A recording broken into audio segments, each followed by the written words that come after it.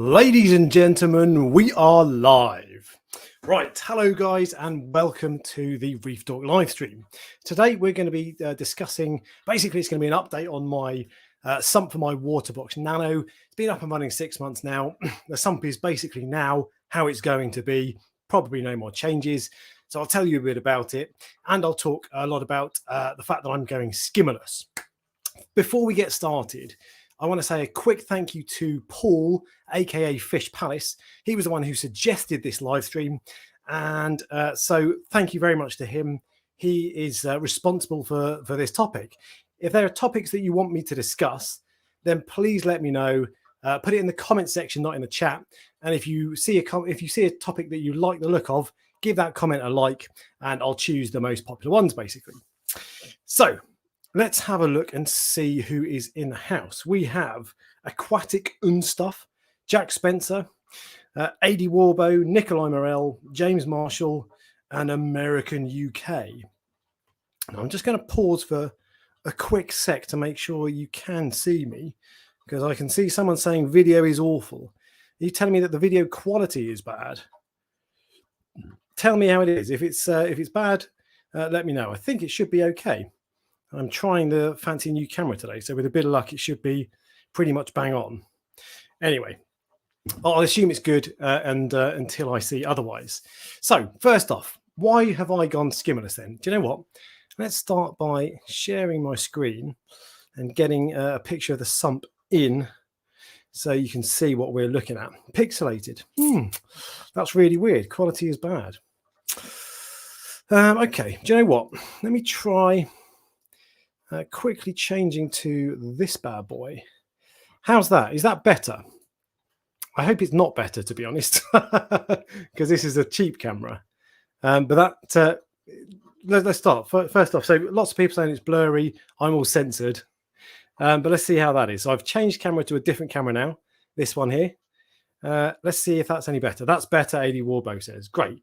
Okay, well that's frustrating because I spent ages setting up my proper camera. So the quality was excellent, which it is on my screen, but hey, whatever. We have video. So let me turn that old camera off. So first off then, why did I go skimmerless? I should start by saying I love skimmers. I think they're fantastic. They're really, really good at what they do. Oxygenate your water, or I think they remove carbon dioxide, one of the two, but either way, it has the same effect of oxygenating your water, remove a load of rubbish, and just keep your tank healthy. They reduce nitrates, probably phosphates to an extent, I know, but they're really good. I've always run one, with the exception of one tank when I briefly had a macroalgae reactor instead. But I now have this not because I don't like them and I think they're bad, but for a few reasons. Number one, this tank is in my office. So this is where I work. This is where I am Monday to Friday, 9 to 5, doing my main job. So the tank has to be quiet. And pretty much exclusively, all skimmers I've had they create some noise. Now, that doesn't necessarily mean they're all noisy, but some of them are a little bit, and some are noisier than others, to be fair. So, you know, I didn't want any noise. Any noise that I could avoid was, you know, money well spent avoiding that noise. I also, because it's a small sump, you probably don't need a skimmer on a tank this size, but because it's a small sump, I wanted to have a Refugium in there and a filter sock roller, and there just wasn't enough space. I could have squeezed everything in, but I would have got algae growing on my skimmer, and it would have been a bit of a hassle. And also, a lot of the times I find, I'm just pausing for a sec because we've got still saying fuzzy and a bit of a time delay. So let me just have a quick look. So fancy new camera. There we go. Okay, well, so we'll carry on. This is the picture is as good as it's going to get, basically. but that's why that's basically why I've gone for no skimmer. It's not because I don't think they're good. I do really think they're good. But also, actually, one last thing. I find skimmers are generally rated for much larger tanks. It's quite difficult to get a skimmer rated for a tank this size, and this is a 40-gallon or 150-litre tank. So that is I'm saying audio delay.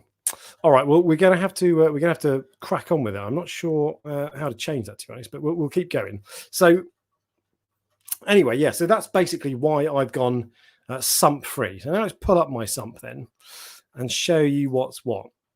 So here is the sump. This is what has it probably holds about, I don't know, 30 liters of water, maybe 40 liters, so 10 gallons, something like that. Not a lot of water. And as you can see, it's already pretty crammed in. Let's go around and talk through what we've got in there. So at the back, we have the Clarity. That's my filter roller. Automatic filter rollers I love them. I think they're just so good. You can see on the left-hand side how dirty it gets. And obviously on the right-hand side is the clean part. And then hanging on that is a carbon reactor. This is a TMC nano filter 55 or something like that, and I just use it for activated carbon. Although you might be able to see if you look closely that there is no there's no handle on it. The little handle that's supposed to be on there is missing. When I bought it, it didn't. The handle had snapped off in the box, and I've been trying to get a replacement for weeks and weeks and weeks, and it still hasn't arrived. Anyway, underneath that is the enormous bed of algae. So there is, I don't know, 18 inches square of Cato in there, and it's lit by, you can see two of them, two Tunzi 8831 Refugium lamps, which are lights I personally really like. I rate them. They're waterproof, so you can submerge them. And actually, right at the bottom of the picture, you can just about see it. Just about is a third one. So I have three in there. An absolute ton of lighting on that. So, what else have we got? Back left-hand corner, there is a small brown patch, roughly in the middle of the picture, just to the left of the carbon reactor. Now, that is a small bag of Cyperax media, which I carried over from my last tank, and that's there, well, in theory, to reduce nitrates, but really just to provide somewhere for bacteria to live, because I didn't have any. I didn't have much live rock. I do have some live rock, but I wanted to space it out a bit. On the right-hand side, you can see my janky return pump setup that I did a video on this week on Friday. There's the twin return pumps. They're all running. They're fine. They're going good. And then right at the front, actually on the left-hand side, we have the KH keeper, which I use to monitor my KH, my alkalinity. Alkalinity is currently sitting at about 7.2. Then we have two dosing pumps. They are dosing Tropic Marine All for Reef, which takes care of my calcium, alkalinity, magnesium, and trace elements, I believe. And then we have the bottle on the left is reagent for the KH keeper, and the bottle on the right, the black bottle, is nitrate. Now, the reason I am dosing nitrate is because I find that without actually adding the stuff in, it bottoms out completely and just disappears. So I had, let me tell you my current test results. So nitrate was down to 2.5 4 days ago, and phosphate was 0.09. So with that filtration setup, nitrates are well and truly under control. Phosphates just about okay, but it does fine for nitrates for sure, which is no surprise because there is a ton of algae. So that's basically the setup. Then let's just go to the comments and see how we're getting on. We'll skip past all the video quality comments, and we'll go on to what people are saying. So, Paul UK Reefer, I have a skimmer and a filter roller, but if I had to choose, it would be the filter roller every time. They are a game changer. Paul, I agree. So I think I don't know. I think I probably rate and would recommend skimmers over filter rollers, but I love my filter roller. I have two, of course, one on this and one on my main tank. And it's just such a good piece of kit. That Clarity roll lasts about 6 weeks, and I can't remember how much they are to replace, 25, £30, something like that. So they're a little bit expensive to run, but I just love the way it polishes the water, and I do find the water is clearer as a result, although it's no substitute for activated carbon. Carbon just makes a massive difference to me. Who next? Dean Lewis, thoughts on the Red Sea Reef 350? When you say thoughts, give me a bit more context, but it's a good tank. Personally, I'm not so keen on the width of the tanks like the Reef 350. I think they're a little bit shallow front to back, and I prefer the 425, which has got a bit more escaping space. Right, here we go. Sump questions then. Will I have, this is Dira, will I have a small tank with an internal sump, and instead of running a filter sock, I run one on the first lot of the sump? There you go. Filter socks they do a good job, but they're a bit of a pain in the backside. Your internet is most likely to cause looks like lag. I'm plugged into the hard wire, so it's not Wi-Fi, but we'll crack on anyway. Waterbox rocks. Yes, Waterbox do rock. Sing Sing. Let's have a look at this. I have a 350 litre and I haven't had many fish. Cut.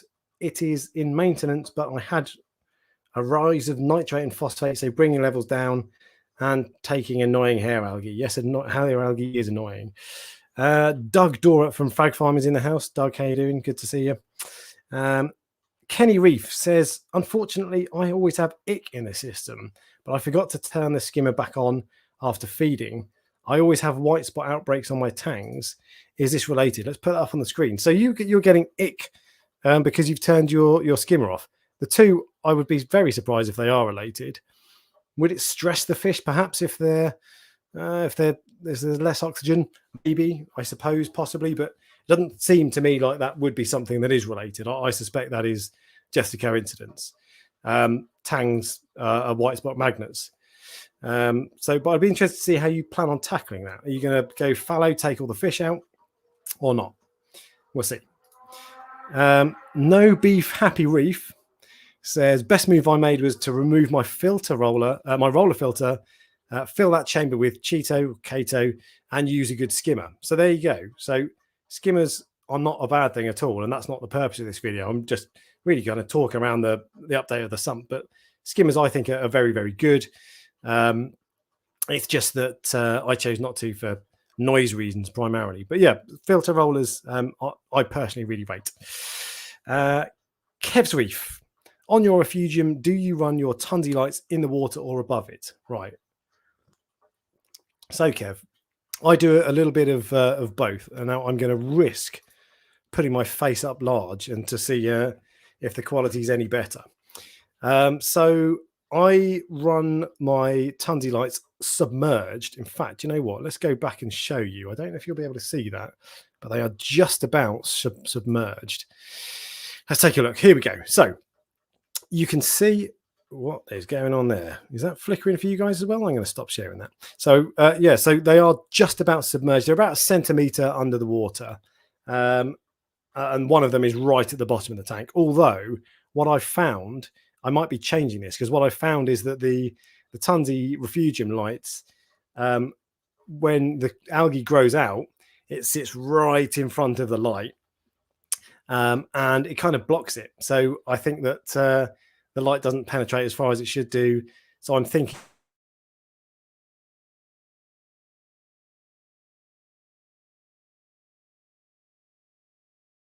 oh, have I disappeared? No, I'm back. If there's not much algae in there, then all is well. But if there is a bit of algae in there, then I find it gets a little bit clogged up. So there we go. And I'm just going to turn that off. Right, there we go. So here we have a celebrity in the house. Prestige Reef, Ryan. Let's Sump view more bird wallpaper. Ryan loves my wallpaper. Sometimes Ryan sends me screenshots of him watching my videos on his massive TV. And I'm pretty sure he just does it just so he gets to see the wallpaper. Ryan, good to see you. Welcome along. Let's have a look at this. MVH Pets. What's that fish? That's an Oscar. Is it an Oscar, tiger Oscar, something like that? Looks cool. What equipment do you currently have on your 120 litre nano? So I no longer have the 120 litre nano. I think you're talking about the one I set up in my video that was how to set up a saltwater aquarium for beginners. I only set that tank up to make the video. So I set it up and took it down a couple of days later. So I don't have any. On that tank, though, I did have a skimmer. I think that was pretty much it. I wanted to keep it really simple. So I had a skimmer, a heater, and an auto top off. That was it. And I think actually that would have been, if you're minimalist in terms of fish numbers, that would have been a really decent setup. The only thing I might have added to that later on, perhaps by this time, I don't know, 9-10 months in, is a phosphate reactor, because I suspect that the skimmer on its own wouldn't have been able to cope with phosphate, but not sure. Dira says, do blue tangs have growth spouts? Because I got 2 which were the same size, and a week back, one grew considerably larger than the other, and they were both eating well. Dira, I've never heard of that, to be fair, but maybe they do. Maybe they do have growth spurts. It sounds like it did. I don't think that's a thing specific to blue tangs. I find I only notice the difference in the size of my fish. Let me move that down a tiny bit. There we go. I only notice a difference in the size of my fish when I look back at photos, to be honest with you. And then I look at a photo from 6 months ago and I think, wow, hasn't that stuff grown? I'll come on to this in a sec, actually. So I bought some Red Sea Dipex, and I'm going to talk about that at some point. I've just noticed it in the corner. I'll leave it there so I don't forget. So no, do they have growth spurts? Nothing I've ever heard of, but maybe they do. Paul Fowler, what's the manufacturer of the nitrate for dosing, as my nitrates are almost 0? Well, let me see if I can pull it up without the photo going crazy again, and I'll show you. There we go. So let's get rid of your comment, in fact. That is Nios Nitrate Plus, it's called. I struggled to find nitrate for dosing, and that was the only one I could find in the UK. But I don't actually know what it is. It says, I think the bottle describes it as something like pure nitrate, but what does that mean? Does it literally mean just nitrate? I would have thought it was potassium nitrate, but I don't know. So that's the stuff I use, though. Your nitrate and phosphate levels are almost 0. To be fair, you shouldn't have to dose nitrate and phosphate. A properly run system shouldn't need it. So it's my fault that I've not done that. But yeah, it's Nios Nitrate Plus. It works fine as far as I can tell. I measure nitrate. I test nitrate.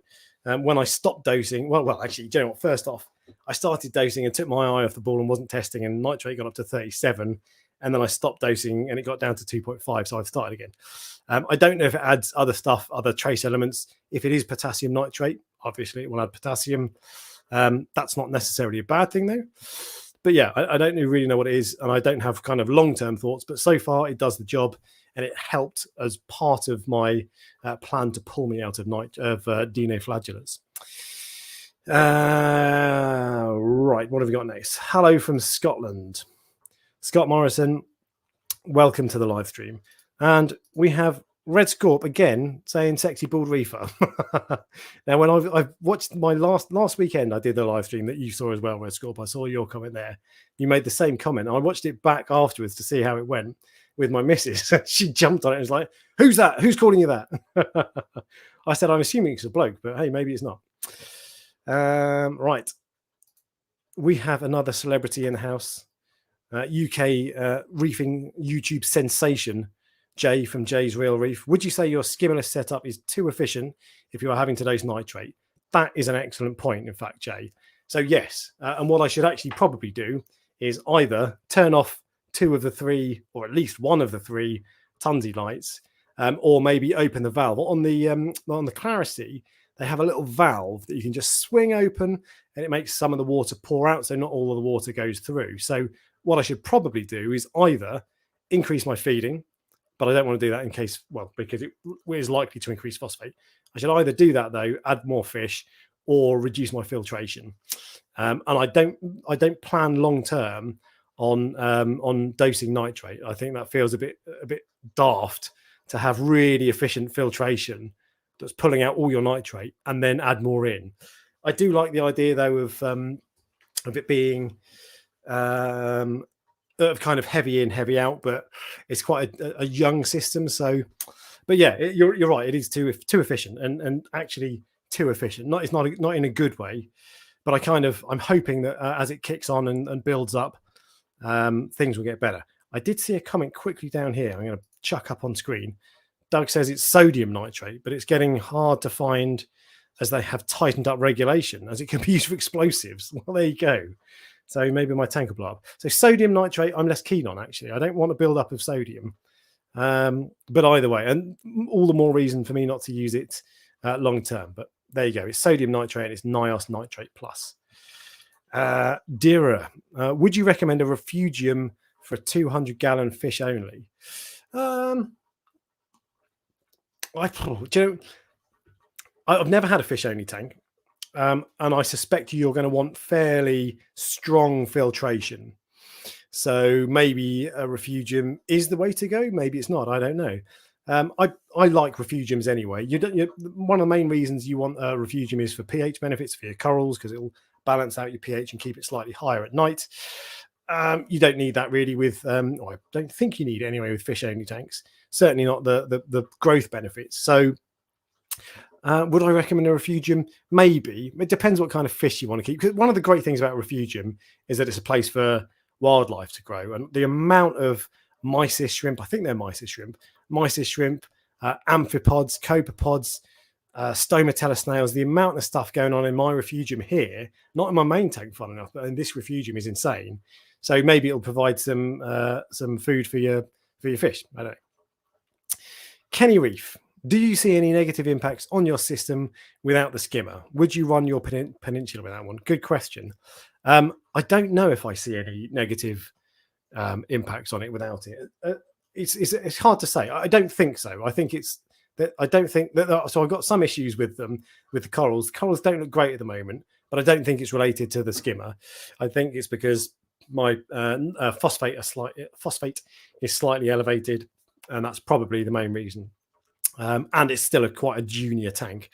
So I don't think it's really hard to say because I've never even had one. So if I put one on there, I might find that bang, I turn it on and suddenly it goes crazy and looks much, much better, or maybe much, much worse. Who knows? I suspect if anything, it would improve it, but I don't know. I've not noticed any negative impact. And would I run my peninsula, my main tank, without one? Hell no. That skimmer pulls out so much rubbish, and it's a decent enough size sump, so I've got plenty of space for a refugium, a phosphate reactor if I want, a filter roller, the skimmer, and so on. But no, this is very much the exception and not the rule. I really like skimmers as a general rule, and I'd rather not do without generally. Paul UK Reefer, Brightwell do neonitro and neophos to those nutrients in the UK. Do you know what? I hardly ever see Brightwell products. I've seen them in, and he's corrected himself like that. I've seen them in the States a lot, but I've never really seen them over here. Maybe I'm not looking in the right places. I've not looked online, to be fair. Right, UK Reef Bro, we're doing it. Dipex. So Dipex is good stuff, but it seems a bit too gentle, and dip time is 15 minutes. I prefer Aquaforest dip. So I've only used this to dip 3 corals so far. One was a colony of zoas I bought today. Really nice colony of zoas, by the way. Fake lime chilies, like purple with green lashes. So I've dipped that, and that's looking absolutely fine. It's no problem. There's no problem with that. But I dipped last weekend. I bought a wild Indo acro that didn't look especially healthy in the shop. My plan was to settle it and just leave it really low down in my tank and let it recover. So it might be because it wasn't particularly healthy, but that died. But also I bought a really well settled, what's the opposite of captive, of wild caught, of homegrown Monty. And now I dipped that at the same time, and I found it's not dead, and I think it's going to pull through. But I found it was I don't know, 70% bleached, maybe 50% bleached. Really didn't like it. Now I put too much of this in, so you're supposed to put, I think, 10 milliliters of this. Get the bottle closer. 10 milliliters of this per liter, and I had about 800 ml of water. And I put 10 million. So it was about 20% overdosed. But that did make me wonder if this is quite strong. I'm not saying it's bad stuff, of course, but I wonder if it's quite strong. So when I did my zoas, I did a 50% dose. But until recently, I've been using the potassium salts. It's called, I can't remember what it's called. I'll Google it and we'll figure it out. Potassium salt coral. Sea Chem Reef Dip, something like that. But it's good stuff anyway, and it's a lot more gentle, I think. So I just wonder if this is a bit spicy. But I've only dipped 3 corals, so who knows? But I thought I'd mention it. NB Reefing, welcome. Hello, how are you? Malcolm Crab, appropriately named person for the hobby. Decades ago, what's that called? Nominative determinism, something like that. Decades ago, I ran a fish-only marine tank using nothing more than an undergravel filter plates with 2 power heads on the uplifts running in reverse, so it pushed water through the sand bed. Why isn't undergravel used now? So I don't know the real answer to that, a detailed answer, but basically the short answer is because they are awful. I think they were very inefficient. I presume they got blocked relatively easily, but they're rubbish basically. And part of the reason that people struggled so much with keeping these fishing corals in the past was because the technology wasn't there, and people had to use things like undergravel filters. So, Brian Pickett, I'm pleased to say, no, I have never had any experience with coral-eating spiders.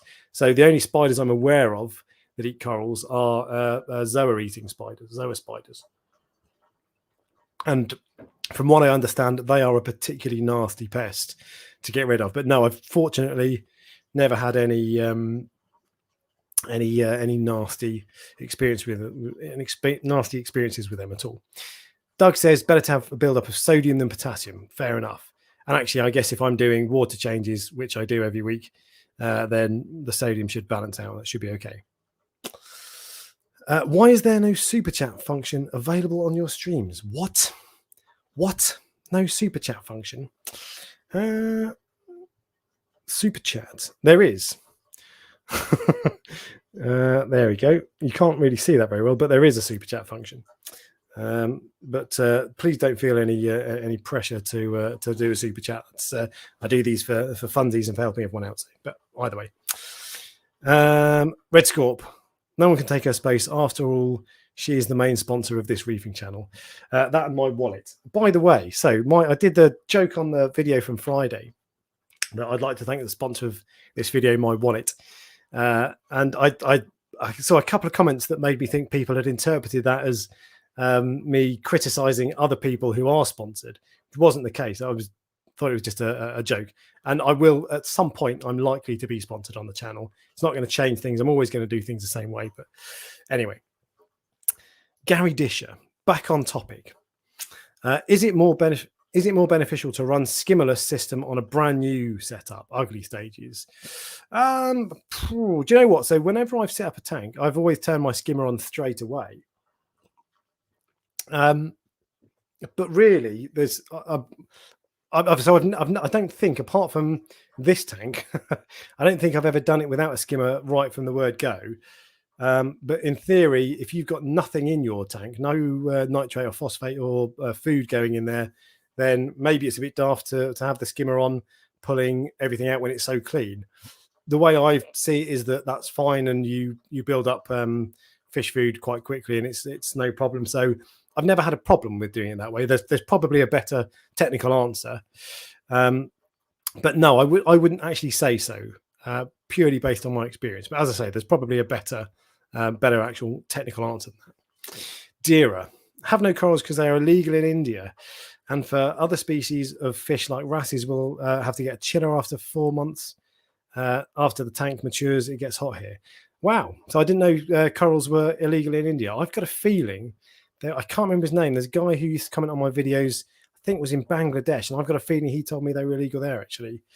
But that's a real shame. And running a chiller for 4 months, yeah, we've got the opposite problem here. It's freezing cold in England.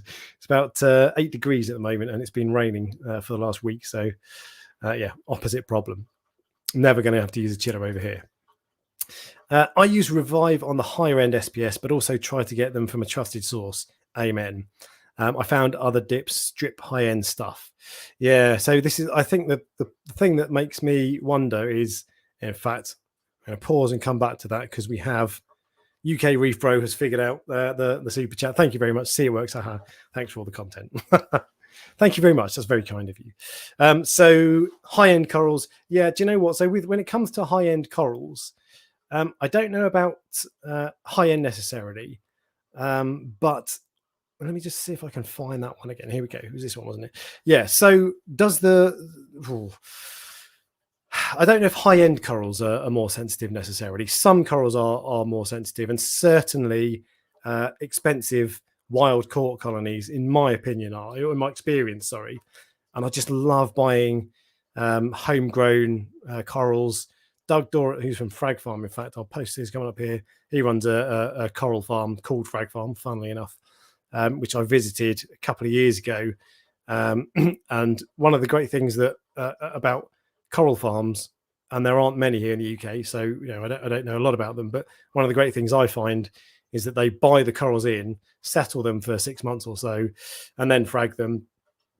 And that's when they're probably at their most vulnerable. So it's a coral farm taking the risk instead of you. Frag, what you got to say for yourself, Doug? Dip-X is the perfect dip in my opinion. It is the only dip that I have used that will kill Monty-eating nudies. We were an early beta tester of Dip-X about a year ago and we're super impressed. So, Doug, I know you have a relationship with Red Sea. I don't think it's a commercial relationship, but you know them well, and you always speak very highly of their chief scientist, whose name I forget. But yeah, so I'm sure it is very good stuff. I just wonder if it's a little bit strong. And the reason I mention it is because I think, well, if it is a little bit strong, then it's better to make sure you don't overdose it like I did. But interesting. And actually, the video Red Sea did when they released Dip-X, they compared it, and it's Red Sea doing it, so they're bound to say it's good. We'd all like to write our own reviews, wouldn't we? But it looked really good on the video, and I'm quite keen to give it a try. I found with the potassium salts I use, it's literally salt is powdered effectively, but it's like quite coarse powder, and I find that it's quite difficult to dissolve. And there are times when I've put it in, my fault, put it in on a coral, and it burns the coral before it dissolves. So I prefer the idea of a liquid dosing solution, that is for sure. Dira, you have 4 blue tangs, 1 foxface, 6 chromis, and a pajama cardinal, and 4 clowns. 4 clowns, cool. In that case, I would say, I don't know. So for feeding purposes and keeping a refugium, probably wouldn't bother with Kato, but I'd still be tempted because they are very effective at certainly reducing nitrate. But I personally, on a tank like that, would run probably a large skimmer, a phosphate reactor, which would be the key thing for me, with Rowaphos in it or some kind of GFO, granular ferrous oxide, and a load of biomedia like Cyperax, that sort of thing. And maybe some kind of carbon dosing. Actually, you could, if you've got a lot of fish, and actually you don't have that many, but with a fish only system, if you've got a lot, you want aggressive filtration, and you don't have things like corals pulling nitrate and phosphate out of the water. I don't know how much they do, but nonetheless. So there you go. UK M120. When deciding on a skimmer, is it worth getting one that's rated for a larger size tank? Opinions seem to vary. So I always have done until BRS started talking about doing it the other way around and saying, okay, so actually larger skimmers don't necessarily work more efficiently than a properly sized skimmer. I don't know how I don't know the answer. On my current tank that I do have a skimmer on, my skimmer is rated for, it's a what is it? I think it's either a 600 litre rated skimmer, which would make sense because it's called the Deltec 600i. And I'm going to check whilst I'm talking, but I think it's rated for 600 litres. If not, it's rated to 500 litres. Yeah, in fact, it is. So it's rated for up to 600 litres. And my tank is probably around the 400 litre mark, something like that. So I have overrated it because I stock quite heavily, and I think I feed quite heavily. By that, what I mean is I feed 4 cubes of frozen a day. It's not mega heavy, but so I do have a lot of other filtration though. And the theory is the more filtration you've got, the smaller skimmer you need. And actually, the best answer to this, I emailed a while ago, Royal Exclusive, who make skimmers called Bubble King that are the Rolls-Royce, the Cadillac skimmers. And I asked them what size I should get. I told them my existing system details, what filtration I have, what fish I keep, how I feed, all that sort of stuff. And they recommended, I think it was basically about 400 or 500 litres. They didn't recommend an oversized one. For a start, their skimmers are ridiculously efficient anyway, but they didn't recommend an oversized one. I think I would probably tend towards oversizing it though, because I think most manufacturers exaggerate claims, or their claims are based on a set of criteria. Like with a return pump, it might be rated at 10,000 liters per hour, but that's that far out of the end of the nozzle. So I still think that it's better to oversize, but I don't do it so much as I used to. So there we go. Reef Primer, UK Reef Pro. That is it, exactly right. That's the stuff I use. And the people who I really experienced SPS keepers I know use that stuff and swear by it. The only reason that I've actually, apart from burning my corals because I'm an idiot and I'm using it wrong, the other reason that I've moved away from it is because I never found any pests in there. I'd dip corals and occasionally I'd find an amphipod or something like that, but I never found pests. And that's a really stupid thing to say and a stupid reason to change, because there are no pests in my tank. So it doesn't mean that it's not killing any pests, but I almost liked the idea of seeing pests in the bottom of your dip. But then if you're seeing pests in your dip, you don't want to be adding the coral, or you want to be quarantining it. So daft reason, but yeah, Reef Primer. Josh O's Reef. You're Josh O's Reef. Yeah. No, you haven't missed too much. You are working tonight, I believe. So there we go. Gay Ninja, which is a random name. How about oxygen in tank without a skimmer? So that's not a problem for me. I think if I had a really busy tank with a ton of fish, maybe it would be different. Let me see actually if I can share the video I've done of this. This may or may not work depending on how good my internet is, but I'll see if I can share a video of the tank itself. Here we go. Yes, it kind of works. A little bit stuttery, but that's okay. So see how many fish you can see in there. The answer is probably none at the moment, but in fact there's one in the middle. There's a damsel and a Springer eye damsel. So I have 3 damsels. They're all very small, and 1 Scopas tang. Please don't phone the tang police. I promise I'm going to move it on when he gets too big. So I don't have many fish in there. And my water movement, I get plenty of water movement from my return pumps and from my what's it called, my power heads. So I get plenty, and I don't think that's necessary. So oxygen exchange seems to be fine. It doesn't seem to be a problem. You can measure dissolved oxygen. I never have done, but I don't think it's a problem. But then that is another benefit. Weirdly, though, that's a benefit that people always talk about. But maybe it's more important for fish, for tanks with more fish. Certainly, if people talk about it in the context if you've got lively fish like antheas who swim around all the time. But yeah, it doesn't seem to be a problem, and I've never heard of it being a problem with other tanks who don't run skimmers. So I did have a power cut actually. We don't get many power cuts in the UK, certainly not that last very long. But I had a power cut that lasted a day, and I reckon the tank was about 3 hours without electricity, which was fine. Maybe 4 hours, and then I got a generator up and running, and it was okay. So, but what I was thinking is maybe if you have a power cut, there's more chance of it causing you problems if you don't have a skimmer. But it seemed to be fine with me. So short answer, it's fine. Kenny Reef. Can clams be used filtering the skimmerless system? So I have a clam. I have a Dorasa clam in there. And I don't know how effective they are at filtration. They suck in and blow out a ton of water throughout the day, and they process it. And I've seen videos where it's not related to the hobby, but they have a load of clams in some dirty water in a dirty water tank, and then they do a time lapse, and half an hour later, a couple of hours later, whatever it is, the water is crystal clear. So I don't know if they're just sucking out the sediment or what, but yeah, they supposedly they have some benefit for filtration, but you'd have to have a pretty goddamn big clam, I reckon, for it to be useful. So I don't know. I mean, corals are a filtration of sorts because they take nitrates and phosphates. So I guess it's the same sort of thing. Right. Properly back on topic. Reef the sea forever. How are you exporting nutrients if I don't have a skimmer? Well, so I am exporting nutrients with, and let me pull this up. I'm going to see if I can do something a little bit clever. And when I say clever, I just mean show you a video. But it should be better quality because it's on YouTube. It's not an actual video. So let me pull this up and add it in. Share screen 2. Boom. Right. So how am I exporting nutrients? This is my tank. This is my sump. So we have the main thing at the back, and I can get my mouse across here. There we go. That is the Clarity filter roller. You can ignore that. That's an activated carbon reactor, and it's pausing on me, but that's okay.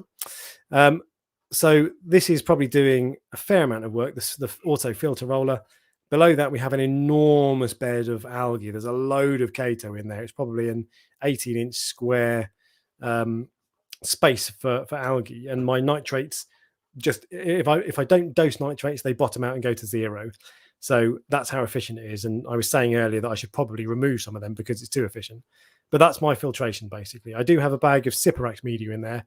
Don't know how effective it is because it's not in low flow, which is what it's supposed to be for maximum effect. But that's my filtration. I don't really have a massive amount. I've just got a large skimmer bed and a filter roller, but it seems to do the job. So maybe it's the way to go. But that's how I remove nutrients in short. Recognize. Do you recommend only skimming at night to keep pH up and not suck out all nutrients? So whenever I've had a skimmer that I've had to turn off, I find, and this is when I've done that, it's been with a Nios skimmer, which are really nicely built skimmers, and I've had good success with them to a point. But I find if you mess with them, they go crazy. So I never had any luck with turning a skimmer off and then turning it back on and just being back where it was. So I've never done that. But yeah, for sure, if you've got really low nitrates, turn your skimmer off for half the day. And as you say, a good point is to do it overnight. So then your pH will be higher. So yeah, probably not a bad idea. I've chosen not to do that, but there we go. Brightwell is available on eBay and Amazon. Philip, thank you very much for that. I will go and check it out. It'd be good if they were in shops. I feel like Brightwell does some good stuff from what I've seen on BRS and Reef Dudes and that sort of stuff. What's your views on using Malcolm Crab again? What's your views on using a CO2 scrubber with a skimmer? So I've done that briefly, but I found it to be a massive pain in the backside, and I don't know how beneficial it was. I probably didn't run it long enough and properly enough to get the benefit. But I found that my CO2 media exhausted really quickly, and I had to change it after something like a week. And I had a canister that was, where are we? About that big. It was maybe 10-inch long, 8-inch long canister. It was a big old canister. So recirculating is the way to go because then it only pulls out the air from your skimmer, whereas mine was pulling out air from the entire room as well and taking the CO2 out of that. So it's less efficient. But I found that they're quite inefficient, to be honest. So I don't know. They're probably a good thing if you can be bothered and you want to spend the money on replacing the media every week. But in my experience, at least, they're not great. Brian Pickett, I found some spider on my Leptoceras, presumably, that seemed to be growing. Not sure what variety, but looking more into it, seemed to be a Monty acro eating spider. Took the bugger out of my tank, haven't seen more since. Never heard of a Monty eating spider or an acro eating spider. I've heard of all sorts of pests, but never them. But sounds nasty, whatever it is. So you have my sympathies. Right, let's catch up on the chat. Where did we get to? Oh, hang on a second. We've missed some super chats. My apologies for missing these, guys. They don't flash up on my screen, by the way. Nikolai Morel, DKK. What currency is that? I found it. Thanks for knowledge and entertainment. DKK, Danish kroner, perhaps? And Jay's Real Reef UK. Thank you very much. That's all I can afford. Saving for an upgrade. Glad to hear it. Thank you for all your reefing content and entertainment. You are all very welcome. I'm just going to scroll down and make sure I've not missed any other super chats. I have not. So there we go. Nikolai, that must be Danish kroner, right? I really want to know now. Do you think it's easier to start without a skimmer, then backtrack after using one? So I kind of answered this earlier. I don't think so. Skimmers generally are really good, and I wouldn't use the times when I wouldn't use a skimmer are not necessarily at the start, although there's some logic to that, I think. But the times when I wouldn't use it are this instance when I have a need for quiet. If it's a small tank, probably under 100 litres, I'd question the value of a skimmer. But even then, I'd be tempted to if I could. In fact, I think the little fluval tanks used to come with a skimmer, and the Red Sea Max Nano maybe comes with a skimmer, I think. But under 100 litres, you could probably get away with it, especially if you want to keep it fairly simple. So I don't think I would do as you suggest there. But there are times when I wouldn't use a skimmer. So there we go. Mangroves and skimmerless tanks, way to go. I've never had mangroves. I like the idea, but it sounds like they're a bit of a faff to keep from what I understand. If you're going LPS with a light fish load, it will work. Yes, there you go. So that's probably a good point, actually, because light fish load, you're not going to have much in the way of nutrients building up. You're not going to be feeding very much, and LPS will like the nutrients that you have anyway. So probably not a bad idea. And UK Reef Bro, proper Yorkshire. There we go. Always go bigger, then you can get a future. Hang on a second. Always go bigger, then you can get a future bigger tank. Lol. Yeah. So I did that. Do you know what though? It's always tempting to try to persuade yourself to upgrade, and it doesn't take much, does it? But I did that on a 120 litre tank, an Aqua One mini reef that I had about 4 years ago, and I had a Nios Quantum 120, which is rated up to probably 120 gallons, 500 litres, and it was way overpowered. And I'm not sure it was the right idea. But I was always planning to upgrade that one anyway. But yeah, probably better to get one that is the right size. Try not to age yourself so much, but what was your first skimmer and was it any good? My first skimmer was a Bubble Magus Curve 5, I think. I bought it 7 years ago, so not that long ago. And it was on a 3 foot by 18 inch, something like that tank. And it was fine. It was all right from what I can remember. It was so long ago now that I can't remember exactly how it was, but it seemed to do the job decent enough. But then I went to Nios after that because they were a bit sexier, to be completely honest. And I thought they were probably better quality. And I've now gone to Deltec, and I love my Deltec. It's the best skimmer. It's a 600i. It's the best skimmer I've ever had. It's brilliant. It's a little bit expensive though. It cost me 400 quid almost, but it is good. NB Reefing, with your fountain of knowledge, wise one, can torch corals sulk more with more light? My torch coral from low down to middle of my tank used acclimation mode and still sulking 4 or 5 weeks on. Well, so I've not really kept many torches actually. I think I've got 2 now, one of which is dying. So I'll tell you about that in a sec. And I've probably only ever had 2 before then. Supposedly they are one of the LPS corals that like a little bit more light, so you can probably get away with a bit more. And mine must be getting 200 par even on the sand bed, and it's fine. From what I understand, phosphate is a bigger issue with torch corals. But what kind?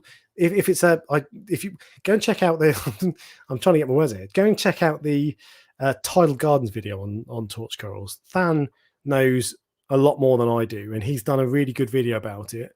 And one thing he did say was that Australian gold torch corals have a habit of dying, and he explains why. So there you go. But I did buy another small Indo gold torch recently, and it's about to die. I bought it I think a week ago, and as soon as I got it home, I realized that it wasn't in as good condition as I thought it was, and it's on the verge of dying. It was very expensive, so I'm upset at that. Doug is a huge advocate of skimmerless systems with large algae beds. The challenge is maintaining iron and other biometals, as the algae will slightly imbalance the system. Benefits from water changes. So and you can get, I think Brightwell is a company that does a Cato. Is it called Cato Grow? They do a product that replenishes those sorts of things. But iron, yeah, you'll get iron stripping out your system. Makes perfect sense. Reef the Sea Forever. Anyone remember the knob skimmers? I hope other people do, but I don't. But I love the name. It's wicked. I love a bit of a smutty pun. Okay, we've got more going on. So Doug would never oversize the skimmer. Now Doug is a man to listen to. He's been doing. I don't know, Doug. How long have you been in the hobby for? A number of years, and he runs a coral farm with tricky to keep aquapora. I would never oversize a skimmer unless you are planning on massive overstocking of fish. So there you go. That's his answer. Tips of increasing coralline algae in the tank. Do you know, I've never made a conscious effort to grow coralline algae, Siobhan Doolin. It just kind of gets by and grows on its own. But I'd wonder if you're monitoring your calcium and alkalinity levels, because they do need levels of that. So as long as they're okay, and if you've got it in the tank, then if your general parameters are stable, everything should be okay. It needs light, but nothing special. You don't need to cater for it. It should be one of those things that just grows if everything in your tank is okay. But I would say increasing the coralline algae just keeps stable alkalinity and calcium. And if you've got an urchin, get rid of them because they eat it. Logan Mraz. I wonder if he's any relation of Jason Mraz. My tank has been infested with Dino for a year now. Wow. I've dosed nitrate, phosphate, and silicates. Also tried UV, would not have enough surface area to hold the bacteria, be a problem. Do you know what? I'm not going to pretend to be an expert on that at all. There's a Facebook group called Max Dino Support Group or something like that. And he's been basically unofficially and kind of informally studying dinos for a while. And he will tell you how to identify what type of dino flagellate you've got. Because I think there are 3 or 4 of the nasty ones that we see commonly in our hobby. Ostreopsis is the most common one, I think. And there are a couple of others. But go and have a look at his Facebook page. And he did a live stream with Devon from Reef Dudes where he talked about it. But you've got to, the first step is to identify, if you're struggling that much. I got rid of them in a week. I was lucky. But if you're struggling that much, make sure you identify what type of dinos you've got and take it from there. Silicates is one way that I have. It sounds like it works quite well, but go and check out Max Reef and start by IDing your dinos is what I would say. Sing Sing, how would you tackle hair algae?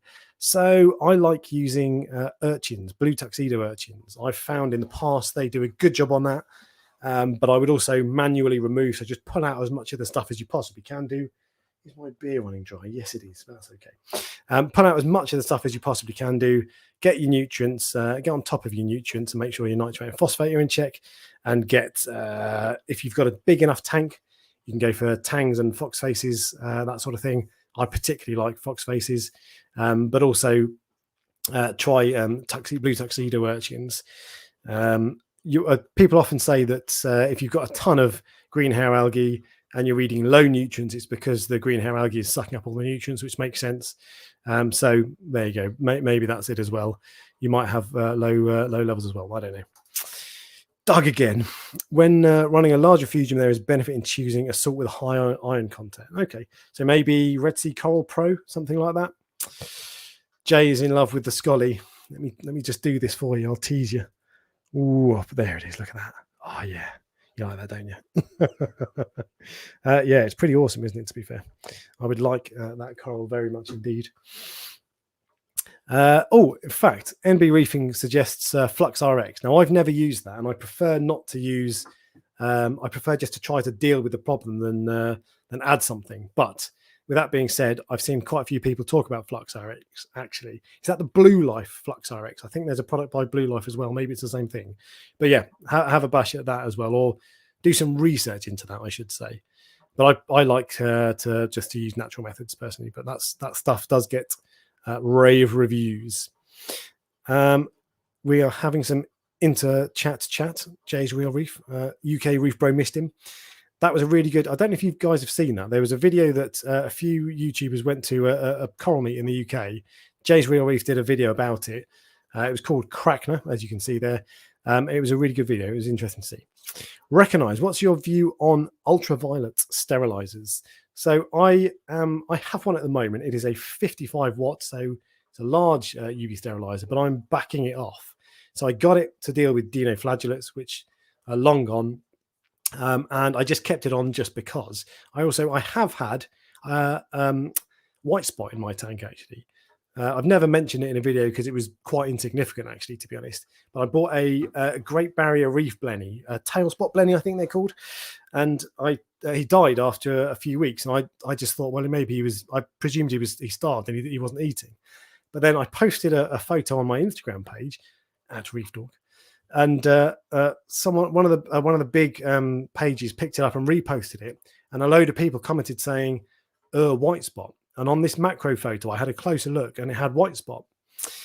So maybe the UV did something towards helping that. I couldn't even tell you what flow I was running. And if it did, it was a coincidence. But I've kept it on because I think it will probably help as a prevention for white spot. But I'm not convinced it's needed. And I think actually probably what I'm going to do from here on is have it. So at the moment, it's been running 24/7 for the last year.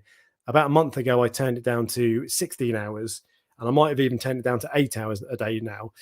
I'm going to slowly wean my tank off it. Maybe I should leave it a bit longer before I wean myself off completely. But the way I plan on using it from here on is if I decide to add a new fish, bang, I'll turn it on. If I see any signs of stress, bang, I'll turn it on. Or if I see any issues, I'll turn it on. But otherwise, I plan on leaving it off. And one thing with UV is people undersize UV bulbs all the time. On my originally, I had 22 watts, 2 UV, what were they called? Eheim Reflex 800s, which are rated up to 800 liters each, say Eheim, but the reality is that's not right. So there you go. Xenia is a great filter in a sump for a skimmerless system. Do you know what? So years ago, Doug, I had on the tank that I had the Bubble Mega skimmer, I had pulsing Xenia in it. It's just such an amazing coral. And in fact, I don't know if I can bring it up. No, I can't. I can't get rid of it, can I? But there we go. You can see it just behind me when we flick between these two. There we go. So that's an old photo of my pulsing Xenia in the background. Lovely, lovely coral. It looks so cool, but it's just mega invasive and it's a pain to get rid of. Even pulling, if you ever tried to pull Xenia off a rock, it's so slippery. Anyway, I looked into and I was asking about putting Xenia in my sump because I thought, well, do you know what? That's a great place for it because it does pull out nutrients, is what people say, and it looks cool as well. But I was advised against it because Cato is better, basically, the long and the short of it. And I was always worried about it escaping. But interesting, I would love to have.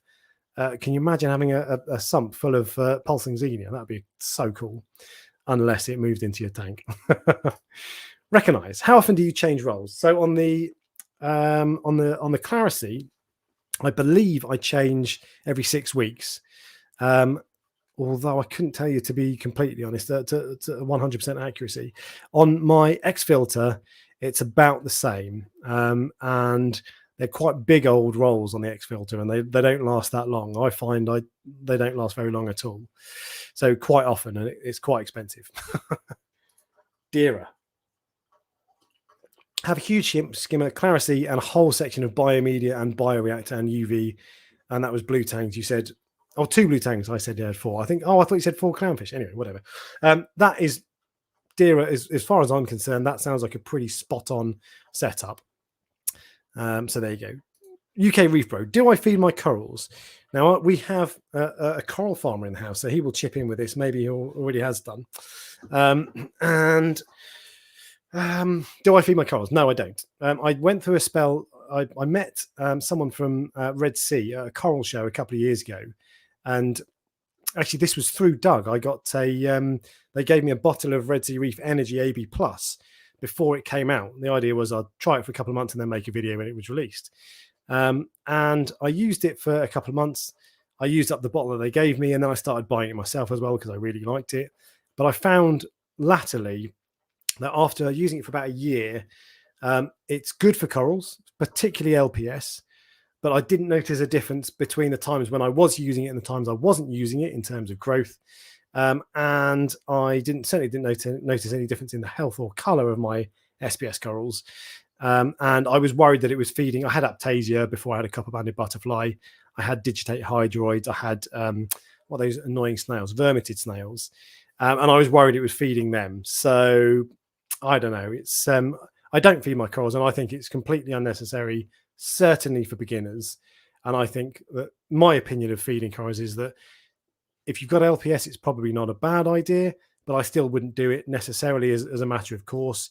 And I think it does more harm than good unless you really want to get super growth. But no, that's my opinion. And actually, I often try to encourage people not to feed corals. Certainly, in the first year or so of your tank, it's just because when the trouble is when you first set up a tank, all you want, you put this sad little frag in there, and all you want is for it to grow really quickly. So you do everything you can to kind of try to make it grow. But my view is that just keeping things simple, getting the basics right, calcium and alkalinity stable, nutrients nice and low and stable, water changes every week, all those sorts of things, and getting the light right, but not too much, all this sort of stuff, not messing around with other things. That personally, I think, is the best way to start. Nikolai Morel, yes, Danish kroner. Excellent. Dira, and I have a 20-gallon clown breeding tank with an internal sump with tons of biomedia, 3-inch thick substrate. Wow. No rocks and a big canister filter. Ooh. And a skimmer. Is it enough filtration? It sounds like it, but the answer is, have you got problems? So actually, this is one thing I've been meaning to make a video on for months and months and months, is if you're thinking, hey, I need to buy a new skimmer, what mischief are you trying to solve? Is it because I do it all the time as well? I think, oh, you know what? I should upgrade my lights, or I should upgrade my skimmer. But why? Why do you want to do it? Is it because you've got all sorts of problems with your tank and that you're trying to increase your filtration maybe? Or is it because you think that it's better on paper? If you've got no problems and everything is fine, stick with it. No need to upgrade.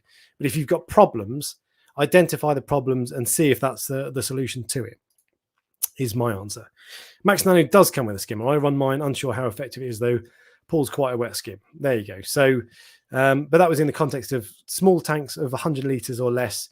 I think you could get away with without running a skimmer on a small tank. And I think you would probably be well advised on tanks much smaller than that not to have a skimmer. 90 litres is probably okay, but anything much smaller, I wouldn't bother with a skimmer, and I'd just do regular water changes. I will talk about water changes all the time on these live streams, by the way. I just think they're so important. Okay, and Dira is adding a lot more fish in the future. I want to see your tank, Dira. I think it sounds cool.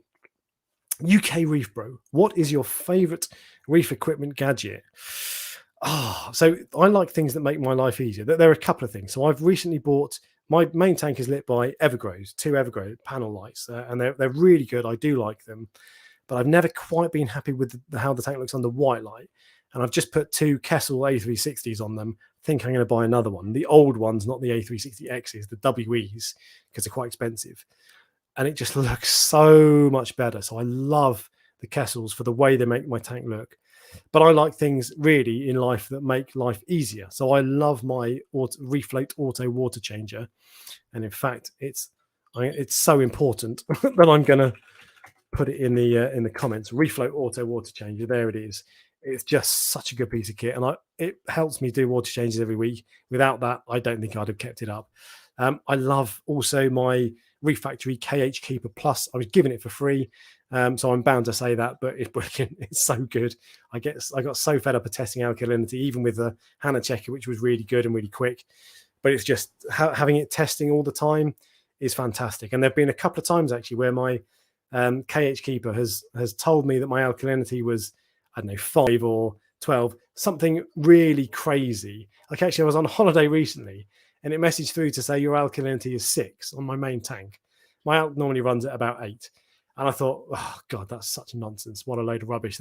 Something's gone wrong with it. There must be a problem. And I got back, but I just thought, you know what, just in case, I'll increase my dosing by 15%. So I did that with my Reef Factory doses on the app. Can do it away from home. It's wicked. And when I got back, I tested it properly, and my alk was really low.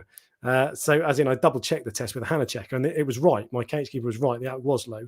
So I'd managed to bump that up a little bit. I don't think it would have caused a problem. I was anyway for 4 days. But I love things that make life easier for you and do things for you. If someone, please make a phosphate checker. Please, I want to automate phosphate testing. And I don't want to. So the things that do it are the Reef Bot, is it called? That's enormous and loud and looks a bit clunky to me. And the Focustronic Mastertronic does it as well. But again, that's enormous. I don't have space for it. But I just want a small device that just tests phosphate and gives you an accurate result. Ideally, as accurate as a Hannah checker, because Hannah are brilliant. But that would be my favourite gadget that has not yet been invented. Cotty's Reef. Innovative Marine do some small skimmers that fit in the rear chambers of all-in-one tanks that work well. There you go. So there are, to be fair, there are options. Just what I'm talking about is in sump skimmers. Really, you get the little in tank skimmers that are more appropriately sized for smaller tanks. But the in sump skimmers you tend to get are oversized, probably because that's what they're aimed at. But there we go. Recognize AC versus DC. First off, AC DC are a quality band. Would being able to adjust the flow make a difference? I love my DC skimmer, absolutely love it. That was one of the issues I had with my Nios 160, I think it was a DC, AC, AC. So the just you turn it on and it runs at whatever power it runs at, 100% basically. You can't adjust it. For a start, it was noisy. It got at first it was really quiet, but I found after a while. And this wasn't the case with my previous Nios skimmer, but with this one, it was just buzzing all the time. I tried stripping it out, cleaning it, tightening things, loosening things, just couldn't get it quiet. But I found that really noisy. My DC skimmer is not noisy, which is great. Although it's not silent, I would say. And the adjustability I love as well. So one of the main problems I had with my Nios was that if I went to turn down my the valves or whatever it was, if it was overflowing, I just found it so difficult to adjust. 1 second, we have a super chat that I will need to go through. Economical Reefer, hang on. I'm coming for you. Hold on. I'm going to be there in a sec. There it is. Where are you? Economical Reefer. I saw it. I'm coming for you. I'm going to fish it out. I'm going to put it up on screen. Super sticker. Wow, that's extremely generous. Thank you very much, Economical Reefer. I've never heard of a super sticker. That's cool. But there you go. So what were we talking about? We were talking about something about fish tanks. But yeah, okay. So, DC and AC skimmer. Yeah, so DC for sure. I'm going to try to catch up. So I'm going to try to go into a little bit less detail. So after 30 years of sumps, the last 3 years, Samson 3000 canisters, 3 tanks, and Reef Octopus 2000. No water changes, all nitrates 3. All 3, the nitrates 0 to 0.5. My tank size is 100. That's very impressive. Probably a bit low, if anything, but very efficient. How do you work out pass? Siobhan, to work out par, you need something like this. So this is a Senai Reef. That is the par meter. You just chuck it in your tank and it measures the par. You need a par meter, basically. These are about £100, something like that. They come up quite often on eBay. So the best way to buy them, in my opinion, I don't think they're worth the money brand new. But if you do a search on eBay, Senai Reef, save it, and as for used items, wait for one to come up. They'll come up. But if you don't have one, then first off, better to start low and build up. But check out the BRS have done loads of videos about par. It's in an empty tank, which of course our tanks are full of rock, so you're gonna have different results, but it'll give you a rough idea. But you need a par meter to work out par. You meant adding more fish to the 200 gallon. Excellent. Doug showing off now. I had my first fish tank in 1984. Doug, I was 2 years old when you had your first fish tank. External skimmer versus sump skimmer. What's your view? Never had an external skimmer, so I will say sump skimmer. Rudra, you have finally made a live session. Welcome along. And he's being rude about the quality of my video. So how charming is that? I think that probably is to do with the internet connection. But hey, I'll try to work on it next time I'm plugged in, but we'll see. Economic Reefer, coralline algae. Accelerate by, oh yeah, here we go. So you got a tip on coralline algae. I'm not related to Jason Moraz, but I get asked that all the time. Thank you for the recommendation. There we go. External skimmer are the best. Clears the waste before it goes into your mechanical filter. There you go. Never use one. Sounds good though. Automatic top off. What do you need to set up? So you need just an automatic top off system. So either a Tunzi, the pump is noisy on the Tunzi, it's my bugbear at the moment, or a Reef float. Again, I've got both. They're both very good. There are pros and cons of each, but you just need an auto top-up system. It's a pump You need to get yourself a freshwater reservoir. You put the pump in the freshwater reservoir. There's a water level sensor that goes in your main tank in your return pump section. Then when that water level drops, the water pump turns on, tops it back up, job done. So you need to get an auto top off kit. That sump shot is quality. Well, this one, we'll go back to that. I am, let's go to Gary Disher. I'm contemplating doing constant water changes on my Marine X 60.2 instead of running a skimmer. Very interesting. I'd like to do constant water changes. Little and often is always better.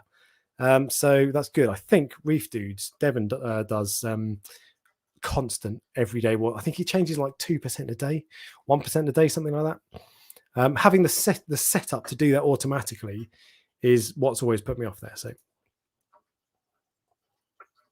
going back to the suggestion earlier, Red Sea have low iron content compared to Tropic Marine. I'll take your word for it. Here we go. Siobhan Rudra is catching you up. What do you think about Reef setup with a canister plus macroalgae reactor and no skimmer instead of regular sump setup? So I didn't like my algae reactor in the end. I got on with it really well for about a year. I've done a couple of videos on it. I think the first review of it was the first video I ever did, so excuse the low quality. But I didn't get on with it after about a year or so. It was great at first. Then my Kato turned to mush. And a canister. I've never used a canister filter, but there are plenty of people who do use canisters. Mike is an Aussie reefer. He is on YouTuber. Mike. Check him out. He's got a really nice tank with a canister filter. Actually, I wouldn't recommend it, but it can be done. Watching videos, a combination of skimmer and filter roller is too effective. Does a good job too. Okay, so I don't find it too effective on my tank. The theory makes perfect sense, and that's what Royal Exclusive say when they're selling you one of their fancy ones. But I don't find it too effective on my main tank. I find it effective, but not too effective. Rudra makes the point, unless it's a heavy loaded tank, which I think mine probably is. So there you go. I realise that I'm kind of answering things that you're asking each other, by the way, but nonetheless. Not been using a skimmer for 5 months now. Went down the Miracle Mud route, works a charm, never had a problem. Never used Miracle Mud. I couldn't even tell you what it does, to be honest. I presume it's, from what you're saying, deep sandbed sort of thing, where bacteria proliferate. Who knows? Nikhil Berjar.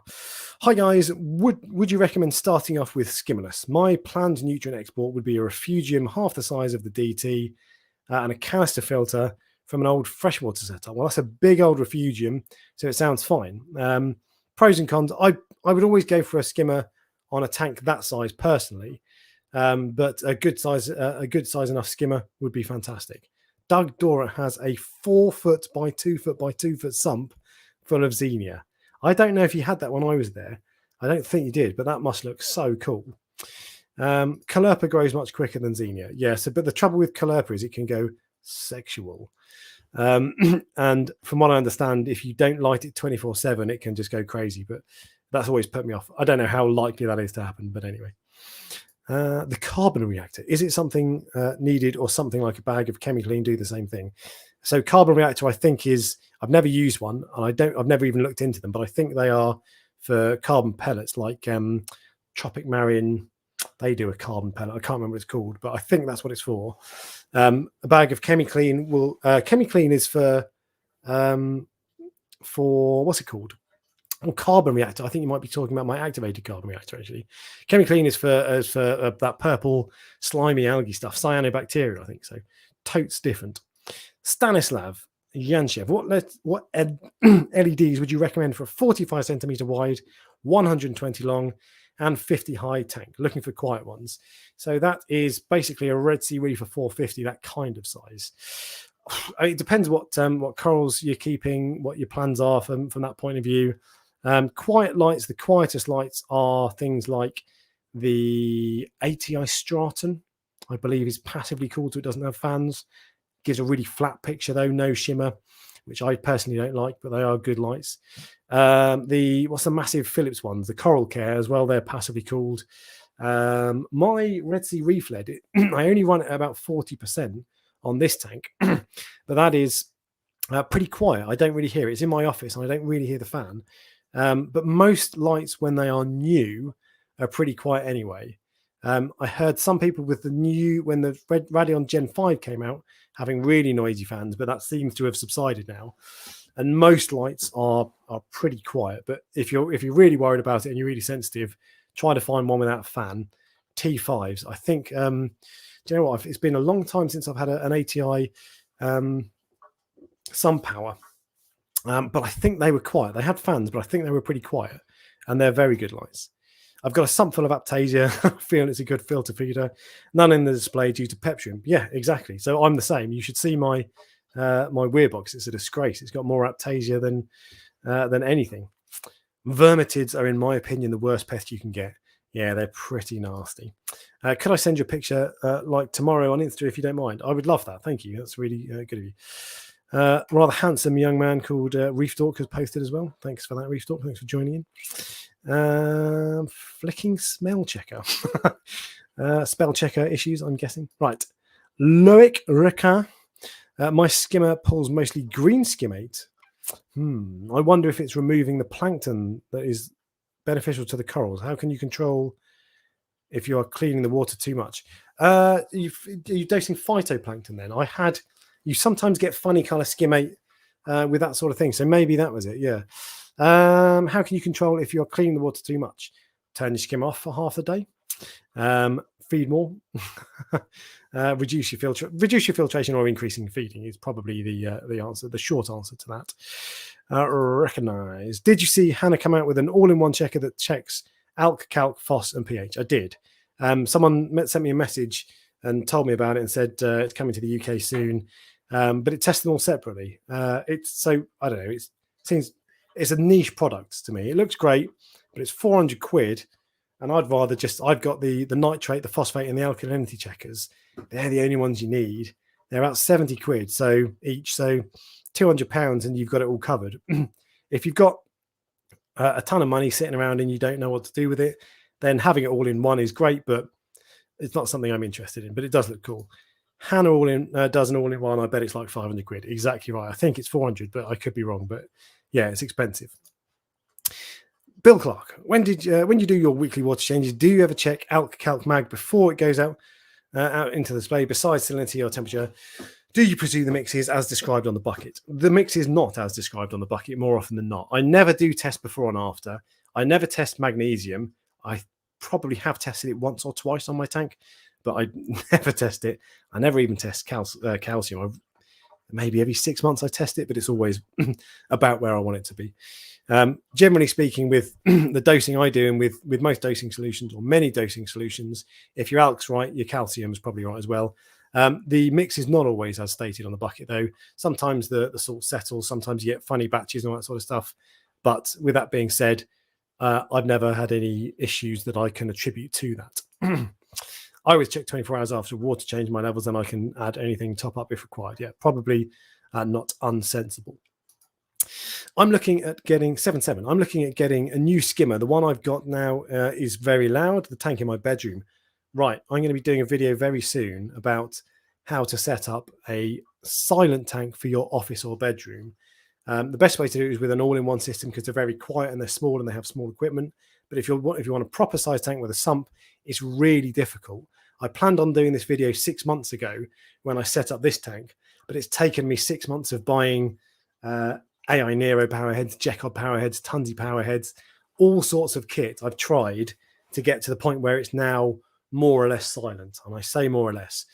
But yeah, so you're getting a new skimmer. When it comes to the noise, which would you say is better, Nios or Deltec? Deltec, 100%. The Nios 120 I had was very quiet at first, even though it's a noisy pump. It was very quiet, but I found over time it was on my main tank, which is in my living room, so a noisy tank. It was unbearable then. The Nios is better. The Deltec is better. DC pump is much better. I would wholeheartedly recommend the Deltec, in my opinion, over the Nios. For noise, certainly. We're told the use of skimmers to pull out all the nasty stuff within the system, but do skimmers pull out other beneficial items that are good that are good for the skimmers. Do they pull out other beneficial stuff? Yeah, almost certainly. Yeah, they probably pull out amphipods and copepods in very small amount. They probably, because they pull out some kind of water, they probably pull out other stuff that's in there that you want in your tank. So yeah, almost certainly. But the effect is negligible, and I've never heard of anyone who's had an issue where the skimmer's been pulling out too much good stuff. Your thought on tank bred yellow tangs. Siobhan, I covered this last week. Personally, I'm not a fan. I don't think they're worth the money. I agree with you. I would like to see one that's been settled and feeding well for a long time, but they don't look that great to me, and they're so expensive. I really hope they come down in price because it's so important that we stop. We're self-sustaining and we don't pull fish or corals out of the sea. So I really hope they get better and come down in price. And this is the start. Everything's always expensive at first and they get cheaper. So I love that we're doing it. But I personally wouldn't buy one at the moment because they're expensive and they don't look that great. Better for them from the wild, less chance of ick. Yeah, so less chance of ick. Yeah, and this is so I'll mention this again, but I mentioned this last week. So less chance of ick, yes, because they're bred in systems that presumably don't have ick, rather than out in the sea. But when they go into a shop, they're put in the same system, the same water system as fish that came in from the wild. So less chance, but not zero chance, unfortunately. And Simon pipes in also more sustainable for the wild populations. Yeah. Adam Dack, tons pump is like a rocket ship taking off. Just got one, and Jesus, if you turn it down to minimum, it's a lot better. But it was a shock. Do you know what, Adam? I've not tried turning it down to minimum. I don't know if I should do on a tank my size, but I'm going to give that a bash. This Friday's video is likely to be a video about the Tunzi ATO because I think people need to know before they buy it that it's noisy. It's not. I'm not necessarily saying don't buy it. It's still very good, but I personally think people should know in advance. Which is the best way. Can't remember what your question was. I think you're talking about wild, less chance of picking all that sort of stuff. Tunzi instead of tunts. Robert Lynch, canister filter okay with softies, but wouldn't like it with LPS or SPS. So I wouldn't run a canister filter either. But Mike, who is a very experienced reef, I would add, has great success with a very nice SPS tank running a canister filter. So it can be done, but I would say for most people, I would want the skill and experience of someone like Mike. Rather than if I was going to run a canister filter. Red Sea Reefer 350 been set up for 20 months. Found one Aptasia in the tank. Done nothing to it for months, and then Aptasia exited. The thing has now produced a mass of them. Yeah. So that is what most of these products do, actually, or often is what they do. Copper-banded butterfly worth a go.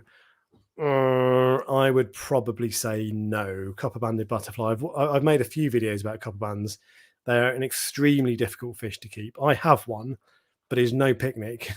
I can't ever feed pellet because it doesn't eat pellet. So if I go away on holiday, it basically has to survive unless I have someone to come in and feed frozen food. Getting it feeding in the first place was extremely difficult. I tried about 20 different foods. I had to be very delicate with it. I was throwing in 12 cubes of frozen a day for months. Nitrate, my phosphate went through the roof. They're a bad idea. Someone mentioned peppermint shrimp earlier. They are true peppermint shrimp, and they're difficult to identify, but peppermint shrimp are a better solution in my opinion. Miracle Muddy's old school stuff works like a charm. Old school stuff is generally good stuff, in my opinion. Obviously, it's good for the populations, but I'm talking about the look of them. Yeah, exactly. So forget all the stuff about good for the planet and all that sort of stuff, which of course is important, but purely from a selfish point of view, yeah, I agree. So you say unknown of the age of them, of them as they age. So yeah, so I'd like to think they look better as they age. I've heard some people say they don't age very well, but I don't know. I don't know how long they've been around. To me, in the flesh, when I see them, they don't look very good. And I think they're not a very attractive fish, especially for the money. I love that we're doing it, as I say, but 300 quid or there or thereabouts, a lot of cash to part with for a fish that doesn't look perfect. Better with Ulva. Oh, no. Robert, you've sent chills down my spine mentioning Ulva. Better uptake than Keto or Calliope. So Ulva, there are a few different types of Ulva. If you're putting Ulva lacuta or lactuta into your system, you will seriously regret it. It's an invasive species of algae. It is horrible. and I have it in my main tank. My foxface eats it, but I had it in and it's fine, you don't notice it, but I had it in my previous tank. I just could not get rid of it. I just couldn't. It was a nightmare. I tried tangs, I tried all sorts, and I couldn't get rid of it. So all the Lacuta or Lactuta, whichever one it is, do not buy it. There are other types that might be fine. When I was researching all the Lactuta, the only thing I could find that eats it, and actually since then I found out there are other things that do eat it, but the thing that I found that eats it was a walrus. So there we go. I use hydrogen peroxide 3% to get a white velvet and white spot. Stacey Wedge. Do you know what? I spoke to someone today called Abdul who uses hydrogen peroxide for that exact reason. I'd never heard of it before. Good thought, Siobhan. Only way to be chancy out of the age. Yeah, there you go. Is Frag Tank the future? Is Frag Tank the future? I'm not sure I understand the question. 1:45 a.m. Dira, thank you very much for coming along and staying so late in the morning. It's good to have you. I'll look out for your photo on Instagram. Miracle Mud is made by Aquaforest. It's from Fiji. Brilliant stuff, full of nutrients and flocculent. It's called Life Source. So from Aquaforest, so presumably they import it because Miracle Mud is Fijian mud from Fijian reefs, basically. I think. Anyway, Phil Holtz, what is better for corals? Higher nitrates and phosphate zero, higher nitrates and phosphates, or 0 to low nitrates and phosphates, and feeding corals and fish heavier. Higher nitrates and phosphates.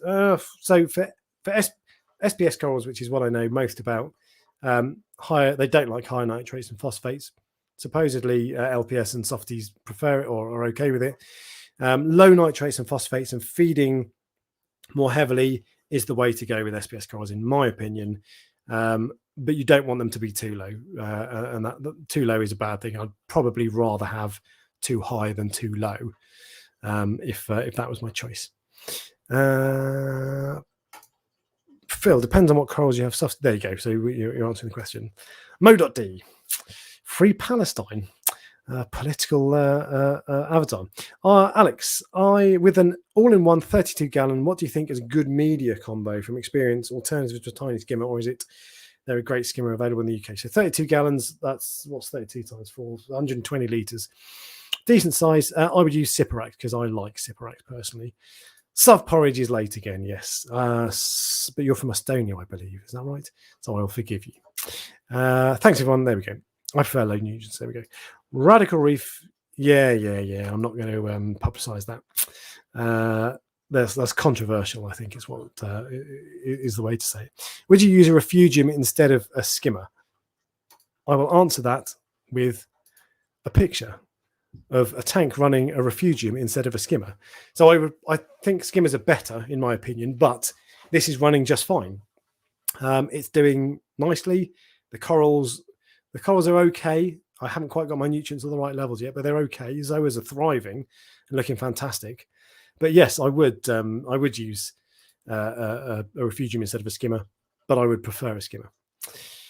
I just picked up Aquaforest Life Source today. I like the idea of replicating natural nutrients and organisms with it. Cool. Your tanks are boss, by the way. Merci bien. Very kind of you to say. My Waterbox tank is okay. It's very early days, but my Red Sea Reefer Peninsula is, I love it. If I'm honest, it's looking wicked. Sunny Gold, you are one of the highest commenters on my videos. Made it to a live stream. Hello, everyone, and happy reefing. So the suggestion for buggy and nudibranchs for Aptasia anemones. They are what I think are probably the closest thing to a perfect solution, unless you have fish like wrasse that eat nudibranchs, in which case they're a no-go. But they are potentially a very good one. Friend bought a copper band purely for Aptasia, didn't touch them. Yeah, so that's the other thing. Sometimes they just don't touch them. I think more often than not they do, but sometimes they don't, and sometimes they die after a month. More often than not, they die after a month, having not touched your Aptasia. My copper band died after 2 years with only RS mysis. That's really fatty stuff as well. That 2 years isn't bad going, to be fair. I think their wild lifespan is about 10 years, so it's not great overall. But 2 years isn't too bad. But they're a finicky fish and they're a pain. At some point I'll do a video telling you how I've had success with them. I'm a bit reluctant because I don't want to encourage people to buy a copper band because I think it's a bad idea. But if people are going to do it, I think it's probably not a bad idea to share my experiences and how I've had success. So watch this space. Matthew Chris, I'm looking to buy first doser. What would you recommend? It depends what your budget is. The best doser I think I've ever had was the GHL doser. The software is, I didn't ever get on with it. I didn't like it. It was the reason I sold my KH Director. But the doser itself was fantastic, very accurate, very quiet. You can set it to different speeds. So if you've got a lot of liquid to dose, it's a faster speed, which is slightly noisier. If you've only got small amounts to dose, set it to a slower speed so it's quiet. It was just a really good bit of kit. They're quite expensive, 300 quid or so. And if you and they're 4 heads, or you can buy smaller ones. But if you want something a bit cheaper, I bought, this is the only Reef Factory piece of equipment I bought, but I did buy 7 Reef Factory dosing pumps, and they're really good. You can buy them individually. But again, they're £100, something like that. Something simple, to be honest. The first one I had was Bubble Magus, and I had a Kamoa. They were both very good. There's DD Pro, is it? The single dosing heads, P1, I think they're called. They're a little bit cheaper. They're a bit noisy, I find. But I would probably go budget. And if you can find a Kamoa one, that's probably the answer. But there are loads. There are so many options, and they're all probably reasonably decent. Phil Hulks, my copper band started eating live blackworm and then added them to frozen to get him onto frozen. There you go. One of them many methods you can do. In fact, I'm going to skip ahead because Doug says Ulva is the spawn of Satan, and I completely agree with him. Horrible, horrible, horrible stuff. Cutty's Reef, Aptasia, True Peppermint Shrimp, Bergie and Nudibranch, Aptasia eating filefish, or Molly Miller Blennies. I think Molly Miller Blennies eating Aptasia is a myth. Inappropriate Reefer bought one, and I think he was under the impression that it probably ate them, but I'm very, very skeptical about that. And Aptasia eating filefish are great, but they eat corals, and I've had a couple, and they always go for corals. But they're really cool fish. If they didn't eat corals, they look awesome. They're a bit boring color-wise, brown, but they're just so cool. They've got a load of character. Mr. Chan, good evening. Welcome along. Aptasia eating filefish was my other thinking, but they will eat corals. Yes, Nano CPX, they almost certainly will eat corals. NB Reefing, good to have you along. Thanks for coming along. See you soon. We're nearly catching up here. So, Retro, I recently purchased 3 goldfish from a local pet shop, and I'm trying my best to make them happy. What do you recommend I do? Find someone who knows about freshwater fish. One thing I would say with goldfish is goldfish should live for 20 to 30 years. So if you have a goldfish that lives for a year or 2 or 2 or 3 years and you think it's good going and then it dies, you are mistaken. They more often than not die because they're not looked after properly. They're put in a bowl with very poor, if any, filtration and don't get proper care. So with a proper setup, and I would find some kind of freshwater for them, but you want a proper filter and maybe even a bit of space. They should live longer than most of your pets, to be fair. But I'm afraid I haven't kept freshwater fish for about 8 years, so I don't really know the answer. Steve Munn made it to a live stream, another regular commenter. Steve, welcome along. Haha, you don't need a skimmer if you have a Clarity filter roller. No, as is evidenced by the tank with a Clarity filter roller and a Refugium and no skimmer. Before I call this success, though, by the way, so this tank has been up and running middle of April, it was something like that. What are we now? End of October. So let's call it 6 months. Let's say it's end of October. It's been up and running 6 months. It's looking okay, but it's not looking fantastic. And I'm not going to say that I'm just going to try and skip over to this and show you. Oh, no. That's the wrong one. Okay, so it's not looking fantastic, but it's doing okay. It's still early days, but I'm not going to say that I've had success as yet, but I will at some point give proper feedback and say how it's going on. But no, you don't need a skimmer. They are very good though. Retro feed them, lol. Can't remember what you were talking about. Oh, that was possibly Ulva. But if we're talking about Ulva and feeding Ulva, no. Oh, no. Maybe you're talking to Retro. I don't know. I recommend talking to someone from the light side, freshwater side. Exactly right, Sort of Porridge. Yeah. So, Retro. Feeding them. That's what you were talking about. Yeah. So you find someone who knows about goldfish, but they should not live for 2 or 3 years. They should live years and years and years. Can use a raccoon butterfly for Aptasia if you don't mind catching it and returning it after. Yes, I've heard raccoons eat Aptasia. They also eat corals, but there we go. What else was I going to say about raccoons? So I had 3 pyramid butterflies on a tank a few years ago. They didn't ever touch corals. I sold them to someone who told me that they obliterated all of his corals, which I mean, I don't know. I've taken him at his word, but I was skeptical of that because they were good as gold in my tank. But it was something worth bearing in mind. But as soon as I put them in, literally the first thing one of them did was peck at one of my Aptasias, and I got extremely excited. And then I had them for, I don't know, 6 months, 9 months, and they didn't touch any of them. But there are plenty of butterflies that supposedly do eat Aptasia. Raccoons are one of them, and raccoons are a gorgeous, gorgeous butterfly. I wish butterflies didn't eat corals. They're just such stunning fish. The Auriga, the threadfin butterfly, do you know the one I mean? Or I'm going to pull one up on screen because they're just so pretty. And this when I was setting up a tank at first, it was just the fish I wanted was just the most. This was it, basically. Here we go. Look at that! What a stunning fish! Why do you have to eat corals?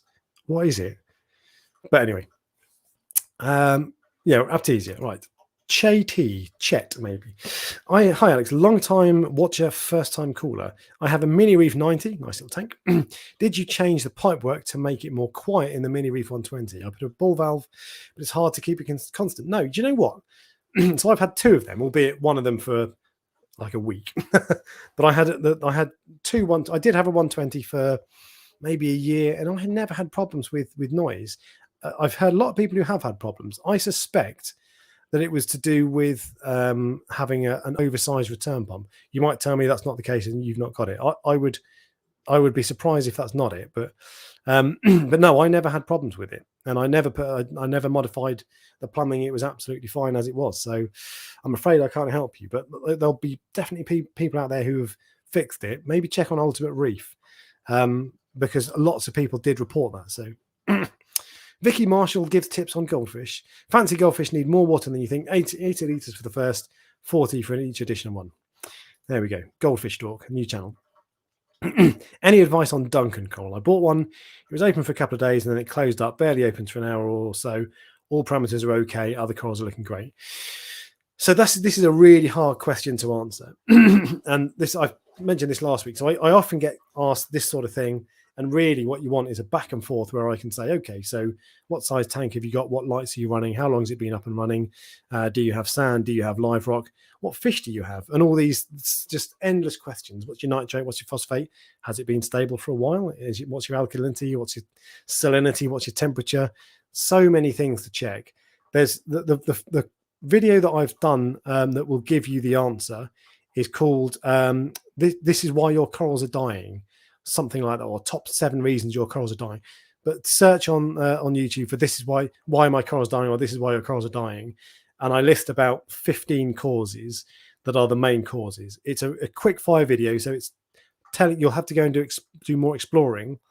But it could be anything. You could have a fish in there that's nipping at them. It's more likely, I would say, that your parameters are not fine, and that they're a problem. And just because this is one thing as well. So in my tank, I often have one coral that starts to go first, or one coral that sulks. And just because all of your other, or some of your other, or all of your other corals are fine, doesn't mean everything's okay. Some just have delayed reaction, but really hard to say. Could be lighting, says Marcel. Might be talking about Duncan's. Yeah, could be lighting, but it's just there are so many possible causes. Who knows? My RS Nano has been running for 2 years, and over the last 6 months, vermitid snails are starting to spread all over. Would appreciate any tips on getting rid of them. Yeah, you want to throw your tank out of the window and start again. Is the way to get rid of vermitid snails. They will dry up on your lawn and probably get pecked off by crows. So that's my answer.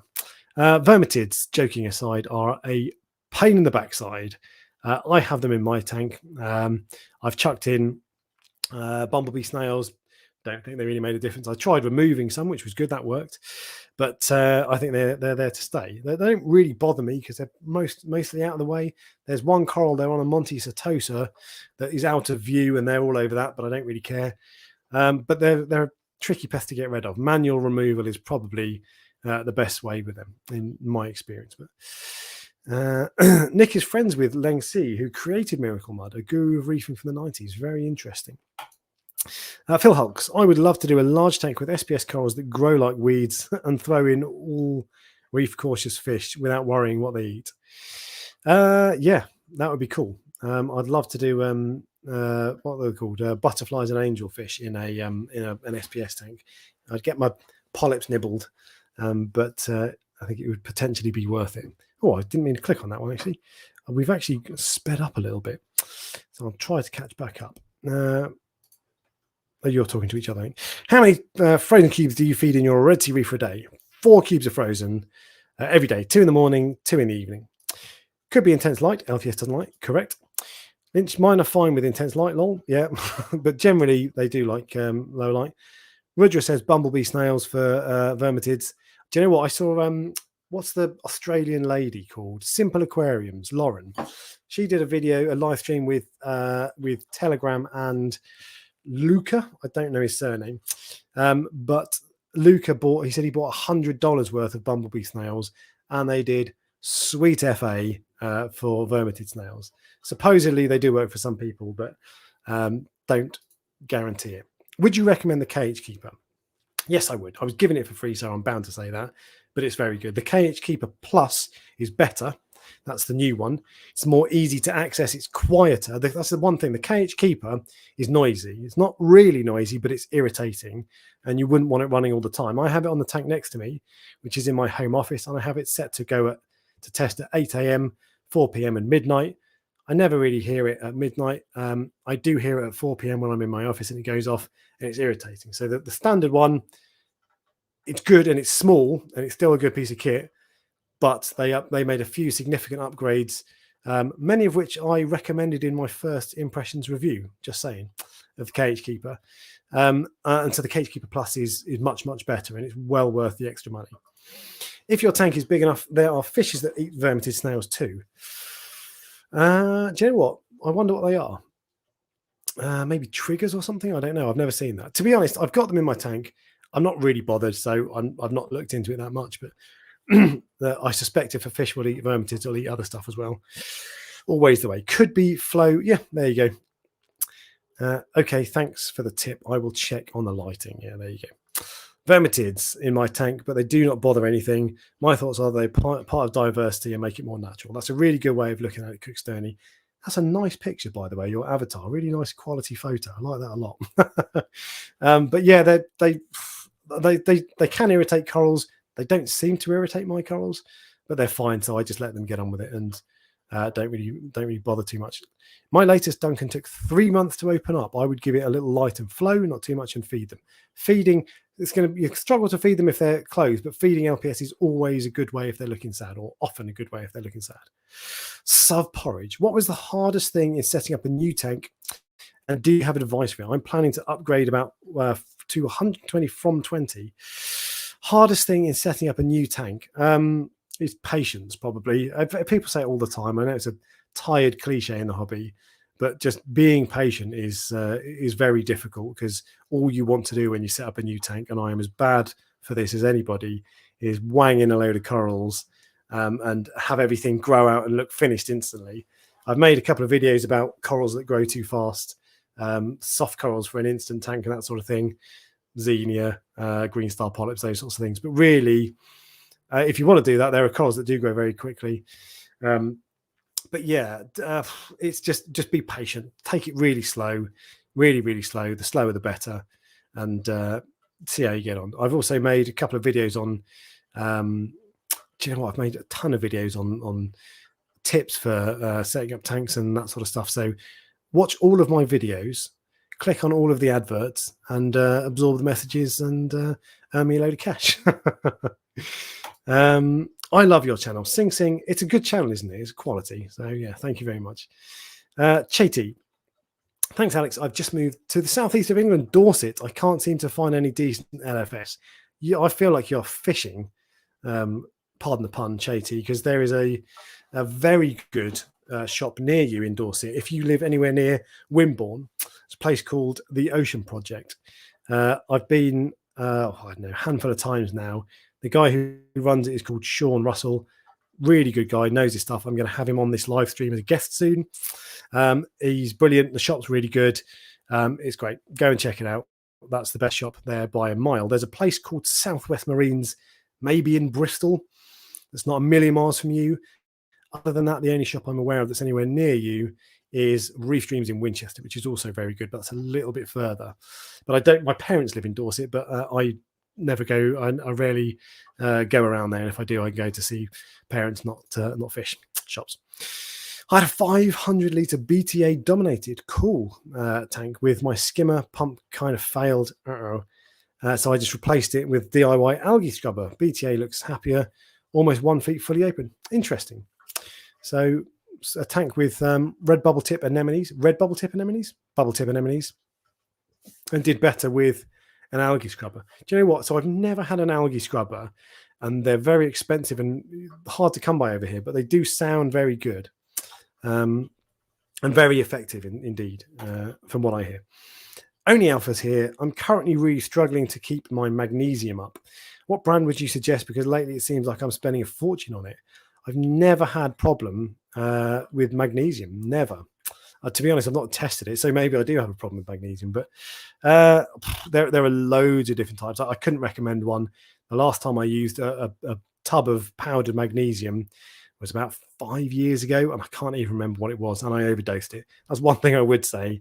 Go really slowly, because my magnesium went from, I don't know, 1200 or 1100. I was trying to get up to like 1400 because I put in too much. I miscalculated. So go really, really slowly. But I'm afraid I can't recommend any budget brands of mag. I wonder though, maybe check your test, because it's odd actually thinking about it that magnesium is stripping out. Raging Games. I recently purchased an adult yellow tang and a purple tang for my 70 litre nano. I really don't understand why people say they need a 4-foot tank. Would you say it's okay to keep them in there for now? My instant reaction to that is that I think you're pulling my leg, but I'm going to take you at face value and say you're genuine. And I am as up for having tangs in small tanks as anybody. But if you genuinely have 2 Zebrasoma tangs in a 70 litre tank, you're asking for trouble, big trouble. It's too small for any tang, in my humble opinion. So no, you really do need a big tang. My purple tang was aggressive. It would bully fish. It would chase fish. They're just nasty fish, especially in a tank that small. So if you're serious, that's tiny, far, far, far too small, I'm afraid, and I would pull them out as soon as possible. I would don't exactly. I don't know if you're joking, and that's the thing. So if people are mean to you about it, forgive them, because it's the sort of thing that people joke about in this hobby, keeping tangs in nano tanks. So, but if you are serious, then yeah, I'd pull them out personally sooner rather than later. If small, okay, yeah, even then, that's too small. That tank's too small. Rudra, only Alpha, only Alpha's here. I'm using Mag for us. There you go. Recommendation.